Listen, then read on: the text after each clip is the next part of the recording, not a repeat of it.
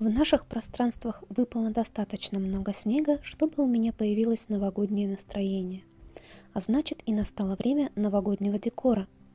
Для новогодних игрушек я выбрала незамысловатые, но очень красивые молды, которые благодаря граням по всей поверхности создают игру света и сияния на самой игрушке.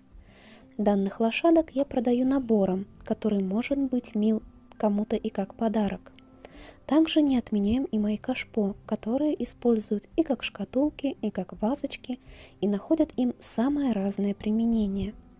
Так как выбор их достаточно разнообразный, то многие могут выбрать себе и по форме, и по цвету, по душе. И это тоже хороший вариант подарка. Если вам интересен процесс заливки, то в перспективе я постараюсь снять для вас новые видео. А сейчас желаю вам хорошего новогоднего настроения.